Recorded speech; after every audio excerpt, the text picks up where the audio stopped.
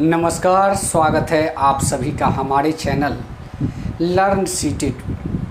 दोस्तों, आज की इस वीडियो में हम बात करने वाले हैं भाषा कौशल से संबंधित वैसे प्रश्न जो कि आपकी सीटेट की परीक्षा में आए हुए प्रश्न हैं और उसको आज सॉल्व करके आप लोगों के वो प्रमुख जो प्रश्न हैं लगातार सीटेट में रिपीट करने वाले प्रश्न, वो सारे प्रश्नों को आज हम आपके सामने सॉल्व करेंगे और आपको उसका सही उत्तर बताएंगे पूरी डिफिनीशन के साथ। और चीज़ों को अगर आप अच्छी तरीके से समझते हैं तो मैं जहाँ तक समझता हूँ, आप आने वाली सीटेट की परीक्षा में अगर भाषा कौशल से संबंधित कोई भी प्रश्न आता है तो आप उसका उत्तर आसानी से दे पाएंगे। जी हाँ, याद रहे, सीटेट की परीक्षा में भाषा कौशल से संबंधित प्रश्नों की संख्या जो होती है लगभग 4 से 5 होती है।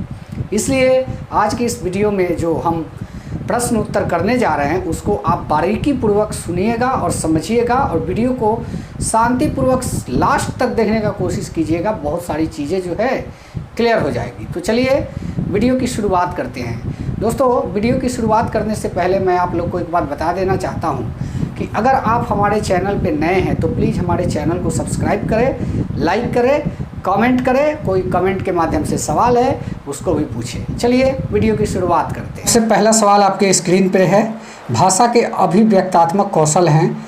देखिए, यहाँ पे व्यक्त करने वाले कौशल के बारे में पूछा जा रहा है, यानी कि सुनना और पढ़ना जो हुआ आपका, यह कौन सा कौशल हुआ? ग्रहण। सुनना जो है ग्रहण हुआ और पढ़ना जो है ग्रहण है, क्योंकि इसमें अपने आप में ग्रहण करते हैं, चीज़ों को समाहित करते हैं, इसलिए पहला ऑप्शन जो है ग्रहणात्मक कौशल का ऑप्शन है, पहला होगा नहीं। सुनना और बोलना जो है, एक आपका सुनना जो हो गया ये ग्रहणात्मक कौशल हुआ और बोलना जो हुआ यह अभिव्यक्तात्मक कौशल हुआ। यहाँ पे पूछ क्या रहा है? अभिव्यक्तात्मक कौशल के बारे में। जी हाँ, पढ़ना लिखना जो ऑप्शन देख रहे हैं आप, यह क्या है? पढ़ना जो है यह ग्रहणात्मक कौशल हो गया और लिखना क्या है? व्यक्तात्मक कौशल हो गया, इसलिए ये भी नहीं होगा। अब यहाँ पे व्यक्तात्मक कौशल के बारे में आपसे पूछा जा रहा है, तो बोलना जो है इसके द्वारा अभिव्यक्त करते हैं चीज़ों को और लिख के भी आप चीज़ों को अभिव्यक्त करते हैं। अगर बोलने में कोई अभ्यर्थी मान लीजिए कि सक्षम नहीं है तो चीज़ों को कैसे अभिव्यक्त करेगा? लिख के। तो इसलिए इसका जो दोनों ऑप्शन है वो सही है, बिल्कुल सही है, यानी कि पहले का सी सही है। चलिए नेक्स्ट प्रश्न की ओर चलते हैं। भाषा के कौशल के संदर्भ में कौन सा कथन उचित है? भाषा कौशल के विकास में अभ्यास की उपेक्षा भाषिक नियमों का ज्ञान जरूरी है। और दूसरा ऑप्शन है विद्यालय में केवल पढ़ना लिखना कौशलों पर बल देना चाहिए। बच्चे केवल सुनना बोलना पढ़ना लिखना कौशल जो है क्रम से ही सीखते हैं। तो यहाँ पे भाषा जो उचित चीज़ पूछ रहा है, यहाँ पे जो आप देख सकते हैं कि इसमें इम्पॉर्टेंट लाइन जो बनाया है यह क्या बनाया है? कौन सा कथन उचित है? यहाँ पे सबसे उचित चीज़ बतानी है इसको। तो यहाँ पे आप देख सकते हैं कि विद्यालय में केवल पढ़ना लिखना कौशल पर बल देना चाहिए। जी नहीं, बिल्कुल उचित नहीं है ये। भाषा के चारों कौशल पर बल देना चाहिए। और भाषा कौशल के विकास में अभ्यास की उपेक्षा भाषिक नियमों का ज्ञान जरूरी होता है, ये भी बिल्कुल गलत है, क्योंकि बच्चे जो भाषा को सीख रहे हैं उनको भाषिक नियमों का ज्ञान जानना कहीं से भी कुछ ज़्यादा उचित नहीं है। और तीसरा ऑप्शन को देखते हैं, बच्चे केवल सुनना बोलना पढ़ना लिखना कौशल क्रम से ही सीखते हैं। ऐसा नहीं है, भाषा के चारों कौशल अंतर संबंधित होते हैं, यानी कि 2 नंबर प्रश्न का 4 नंबर ऑप्शन जो आप देख रहे हैं ये आपका सही जवाब है। चलिए तीसरे प्रश्न पे चलते हैं। भाषा के अभिव्यक्तात्मक कौशल हैं बच्चों के कल्पना शक्ति और चिंतन शक्ति का विकास, बच्चे प्रसन्न होते हैं, बच्चे कक्षा में एकाग्रचित होकर शांत बैठते हैं, बच्चे जो हैं अनुशासित रहते हैं। देखिए यहाँ पे जो आपका दिया हुआ है कि बच्चे प्रसन्न होते हैं। अब मान लीजिए कोई चीज़ों को आप बयान करते हैं तो ये कोई ज़रूरी नहीं है कि बच्चे प्रसन्न ही होंगे, बोर भी हो सकते हैं, तो ये कहीं से उचित नहीं है, ये ऑप्शन गलत है। बच्चे कक्षा में एकाग्रचित होकर शांत बैठे, जी हाँ, ऐसा भी नहीं है, कक्षा में कुछ गतिविधि होनी ही चाहिए, जैसे कि अभिव्यक्त करने की बात चल रही है और ये कौशल सीखने की बात है, तो यहाँ पे एकाग्रचित नहीं, कुछ एक्टिविटी भी होनी चाहिए। बच्चे अनुशासित रहते हैं, ये भी ऑप्शन आपका गलत है। पहला ऑप्शन देखिए आप, प्रश्न संख्या 3 का पहला ऑप्शन, बच्चे के कल्पना शक्ति और चिंतन शक्ति का विकास होता है, ये ऑप्शन जो है आपका सही ऑप्शन है और यह अभिव्यक्तात्मक कौशल के लिए उचित भी है। चलिए 4 नंबर प्रश्न की ओर चलते हैं। बच्चे के मौखिक अभिव्यक्ति का विकास करने के लिए सबसे कम प्रभावी तरीका कौन सा है? जी हाँ, संवाद अदायगी, व्याकरण आधारित संरचना अभ्यास, अपने अनुभवों का वर्णन और बातचीत करना। जी हाँ, 4 नंबर प्रश्न जो है, मौखिक अभिव्यक्ति के विकास करने के लिए सबसे कम प्रभावी तरीका कौन सा है? बातचीत मौखिक अभिव्यक्ति के द्वारा संवाद का आदान प्रदान होता है, या तो उचित तरीका है, यहाँ पे सबसे कम प्रभावी तरीका पूछा जा रहा है। तो आपके अनुभवों का वर्णन, इसमें भी आप जो है अभिव्यक्त कर रहे हैं चीज़ों को, यह एक प्रभावी तरीका है, और बातचीत तो पूरी तरीके से प्रभावी होती ही है। यहाँ पे व्याकरण आधारित संरचना का विकास जो कह रहा है अभ्यास, ये कहीं ना कहीं एक कम प्रभावी तरीका है, क्योंकि 1 to 5 का बच्चा व्याकरण आधारित संरचना का अभ्यास नहीं कर पाता है। चलिए 5 नंबर प्रश्न की ओर चलते हैं। पढ़ने का प्रारंभ किससे होना चाहिए? वर्णमाला से होना चाहिए, कहानियों से होना चाहिए, कविता से होना चाहिए, अर्थ सामग्री से होना चाहिए? जी हाँ, 5 नंबर प्रश्न का जो आप लोग देख सकते हैं, यह क्या पूछ रहा है? कहानी से नहीं होना चाहिए, बिल्कुल गलत। कविताओं से भी नहीं होना चाहिए, बिल्कुल गलत। अर्थपूर्ण सामग्री से होना चाहिए, ये भी बिल्कुल गलत। बचा हुआ एक वर्णमाला से होना चाहिए। जी हाँ, आप लोग पढ़ाते हैं, आपको पता होना चाहिए कि पहले वर्णमाला से ही पढ़ने का प्रारंभ किया जाता है। चलिए नेक्स्ट प्रश्न। लिखना एक बेहद जटिल प्रक्रिया है, एक अनिवार्य कुशलता है जिसे जल्दी प्राप्त किया जाना है, एक तरह के बातचीत या अत्यंत यांत्रिक प्रक्रिया है। लिखना क्या है? लिखना कौन सी प्रक्रिया है? इसके बारे में पूछा जा रहा है। देखिए, यह एक बेहद जटिल प्रक्रिया है, ये भी नहीं कह सकते, मानने वाली बात ही नहीं है। एक तरह के बातचीत, ये भी नहीं कह सकते। यह एक अत्यंत यांत्रिक प्रक्रिया है, ये भी नहीं कह सकते। लिखना एक प्रक्रिया है, एक अनिवार्य कुशलता है जिसे जल्दी प्राप्त किया जाना चाहिए। यह आपका सूटेबल ऑप्शन है, यही आपका सही आंसर है। चलिए नेक्स्ट की ओर चलते हैं। प्रश्न संख्या 7, भाषा कौशल के संबंध में कौन सा कथन सही है? भाषा कौशल के अंतर संबंधित होते हैं, भाषा के कौशल एक दूसरे के अंतर संबंधित होते हैं, ऐसा पूछा जा रहा है, कहा जा रहा है।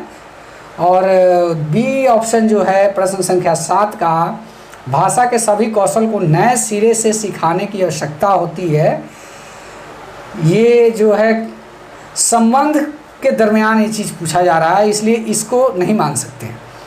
भाषा कौशल एक दूसरे से स्वतंत्र है, ये भी गलत है। भाषा के चारों कौशल एक क्रम से सीखे जाते हैं, ये भी गलत है, ये भी बिल्कुल गलत है। अब कहने का मतलब कि सुनना, बोलना, पढ़ना, लिखना जो है एक क्रम से कैसे होगा? बच्चा जो है पहले बोल भी सकता है, उसके बाद सुन भी सकता है। तो ऐसा नहीं है कि बच्चा जो है पहले सुनेगा तभी बोलेगा, उसी के बाद पढ़ेगा, उसी के बाद लिखेगा, यह कोई ज़रूरी प्रक्रिया नहीं है। यहाँ पे सबसे जो संबंधित चीज़ पूछा जा रहा है, भाषा कौशल के संबंध में कौन सा कथन सही है, तो भाषा के चारों कौशल अंतर संबंधित है, एक दूसरे से संबंधित होते हैं, सिलसिलेवार तरीके से नहीं होते। क्रम की बात करता है कोई तो वो गलत है, या अंतर संबंधित होते हैं। चलिए प्रश्न संख्या 8 के बारे में, सीखने की प्रक्रिया में किसकी भूमिका सर्वाधिक महत्वपूर्ण है? भाषा की प्रयोगशाला की, बाल साहित्य के सार्थक प्रयोग की, पाठ्य पुस्तक की, भाषा परीक्षाओं की? जी हाँ, प्रश्न संख्या 8 का जो सही आंसर होना चाहिए, भाषा प्रयोगशाला 1 to 5 में नहीं होता है, ये इसको पहले ही काट दीजिए। पाठ्य पुस्तक भी नहीं, क्योंकि पढ़ना सीखने के लिए सबसे पहले आप पाठ पुस्तक से प्रारंभ करेंगे, ये आपको लगता है? भाषा परीक्षा, जब आदमी को कुछ ज्ञान ही नहीं तो परीक्षा किस बात का। यहाँ पे बाल साहित्य के सार्थक प्रयोग की ऑप्शन को एक बार आप देखिए, ये आपका सही आंसर है। जी हाँ, 8 का 2 है जो वो सही आंसर है। चलिए 9 नंबर प्रश्न की ओर चलते हैं। भाषा शिक्षण में बालक में महत्वपूर्ण कौशल के विकास के लिए डैश सबसे कम महत्वपूर्ण, यहाँ पे सबसे कम महत्वपूर्ण के बारे में पूछा जा रहा है। यहाँ आप देख सकते हैं सबसे कम महत्वपूर्ण चीज़ के बारे में पूछा जा रहा है और ऑप्शन दिया हुआ है किसी विषय पर चर्चा करना, बच्चे की बात को धैर्यपूर्वक सुनना, बच्चे के मतलब प्रश्नों के उत्तर पूछना, अपनी बात कहने का पूरा हक देना। यहाँ पे महत्वपूर्ण है ये कि अपनी बात कहने का पूरा हक देना, ये तो बिल्कुल महत्वपूर्ण है। और नीचे से देखा जाए तो यहाँ पे आप देख सकते हैं कि प्रश्नों की बात को धैर्यपूर्वक सुनना, बच्चे की बात को धैर्यपूर्वक सुनना, ये भी सबसे कम महत्वपूर्ण चीज़ है, क्योंकि शिक्षक जो है इतना केयरफुली ध्यान देता ही नहीं। किसी भी विषय पर चर्चा करना, विषय पर चर्चा करना महत्वपूर्ण है, कम महत्वपूर्ण नहीं है। और ये भी महत्वपूर्ण है कि बच्चे की बात को धैर्यपूर्वक सुनना, अपनी बात कहने का पूरा मौका देना, ये भी महत्वपूर्ण है। अब जो बाकी आपका बच जाता है, प्रश्नों के उत्तर पूछना, ये सबसे कम महत्वपूर्ण पॉइंट है, इसलिए 9 का C नंबर ऑप्शन आपका सही होगा। चलिए नेक्स्ट प्रश्न की ओर चलते हैं। भाषा के कौशल के संबंध में कौन सा कथन सही है? दोस्तों इसी बीच आप लोग को मैं बता दूं कि ये सारे प्रश्न जो आपके स्क्रीन पे दिख रहे हैं, ये सभी सीटेट की परीक्षा में आए हुए प्रश्न हैं और ये कहीं ना कहीं 2011 से लेकर 2016 तक की परीक्षाओं के दरमियान पूछी गई प्रश्न हैं ये सब। जी हाँ, भाषाई कौशल के संबंध में कौन सा कथन सही है? भाषा कौशल एक साथ सीखे जाते हैं, क्रम से नहीं। भाषा कौशल एक दूसरे से स्वतंत्र होते हैं, भाषाई कौशल एक क्रम से सीखे जाते हैं, भाषाई कौशल एक दूसरे को प्रभावित नहीं करते। यहाँ पे क्या पूछ रहा है? भाषाई कौशल के संबंध में कौन सा कथन सही है? तो यहाँ पे भाषाई कौशल जो है एक दूसरे से स्वतंत्र होते हैं, यह ऑप्शन देखें तो यह बिल्कुल गलत होते हैं, एक दूसरे के लिए बने होते हैं, अंतर संबंधित होते हैं। अभी इस प्रश्न में हम लोगों ने आगे पाया। और यह एक क्रम से सीखे जाते हैं, ये भी गलत है। और भाषाई कौशल एक दूसरे को प्रभावित करते हैं, ये भी गलत है। भाषाई कौशल एक साथ सीखे जाते हैं, क्रम से नहीं। आपका A नंबर पॉइंट है जो 10 का A ऑप्शन, ये सही ऑप्शन है। चलिए नेक्स्ट प्रश्न की ओर।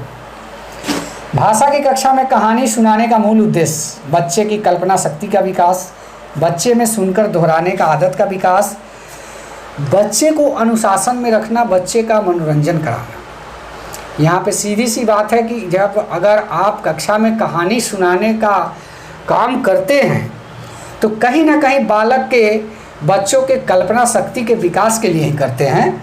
तो इसलिए आपका जो 11 का A ऑप्शन है ये सही है। नेक्स्ट प्रश्न की ओर चलते हैं। प्रश्न संख्या 12। पढ़ने की संस्कृति के विकास के क्रम में पठन को प्रोत्साहित किए जाने की आवश्यकता है। पढ़ने की संस्कृति के विकास के क्रम में पठन को प्रोत्साहित किए जाने की आवश्यकता है। किस प्रकार से? वैयक्तिक, सस्वर, मौन और सामूहिक। प्रश्न संख्या 12 का जो वैयक्तिक पढ़ने की संस्कृति के विकास के क्रम में पठन को प्रोत्साहन किए जाने की आवश्यकता होती है, तो व्यक्तिगत तो होता नहीं है और सस्वर होता नहीं, क्योंकि आप सामूहिक की बात कर रहे हैं, सांस्कृतिक की बात कर रहे हैं। ये आपका सामूहिक होगा नहीं, सब लोग चिल्लाने लगेंगे तो मज़ा ही बदल जाएगा। इसलिए जो मौन वाचन है इसको आप प्रोत्साहित कर सकते हैं। प्रश्न संख्या 13 को लेते हैं। लिखित भाषा प्रयोग केवल प्रतिवेदन लेखन के लिए किया जाता है, कार्यालयिक कार्यों के लिए किया जाता है, अपनी अभिव्यक्ति के लिए किया जाता है, केवल साहित्य सृजन के लिए किया जाता है। जी हाँ, लिखित भाषा का प्रयोग कहाँ कहाँ किया जाता है, किस लिए किया जाता है। तो यहाँ पे आपको दिया हुआ है कि केवल प्रतिवेदन लेखन के लिए किया जाता है। जी नहीं, ऐसा नहीं है। कार्यालयीय कार्यों के लिए किया जाता है, ऐसा भी नहीं है। केवल साहित्य सृजन के लिए किया जाता है, ऐसा भी नहीं है। अपनी अभिव्यक्ति के लिए किया जाता है। प्रश्न संख्या अगर आप देख रहे हैं 13, तो इसका सी ऑप्शन जो है ये आपका राइट आंसर होगा। लिखित भाषा का प्रयोग अपनी अभिव्यक्ति के लिए किया जाता है।